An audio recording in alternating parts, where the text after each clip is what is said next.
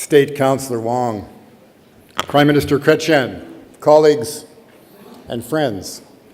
This has been a very intense 2 days, and I want to use a few words to describe what I mean. The first word is humility. I'm sitting right next to Jean Chrétien at the table, and he looks across at the Secretary of the Treasury Board, Scott Bryson, and says, "I was Secretary of the Treasury Board 36 years ago." And then he turns to me and he says, "I was Minister of Trade 34 years ago."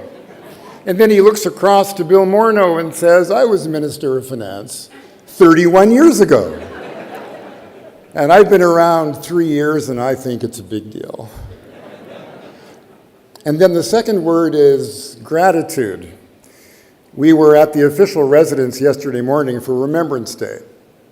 And just before 11 o'clock, we put down wreaths to celebrate the 100th anniversary of the end of the First World War.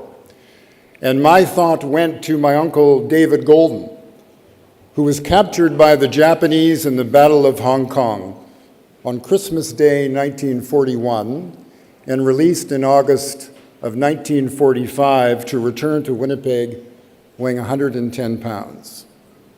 He went on to become a deputy minister and a very distinguished public servant, but it reminded me that it's the accident of our generational birth that determines who we are and what we can be. In my uncle's generation, they came from other places with nothing, no language, no money, no skills. They lived through a depression and they fought a war. The luck of the generational draw. And then I think of aspiration and hope. I think of this warm 2 days of conversation with our Chinese friends and partners. And I think about what we share. How about aspirations for our children? Who in this room doesn't want their children to be born in a safe environment, to drink clean water, to breathe clean air, to live in safe communities? I don't care whether you come from Africa or Asia or North America or Europe. What we want for our children is the same everywhere because these are universal values.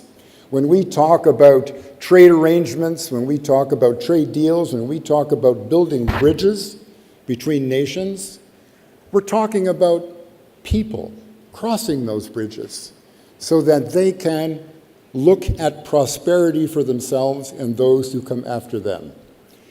So I'm here to say to my Chinese friends, my new friends, that we will build a more prosperous world today because we want to. And the will and the capacity, and in our time, we will leave great things for our children. Thank you all very much. A toast to this great organization. Lift your glasses.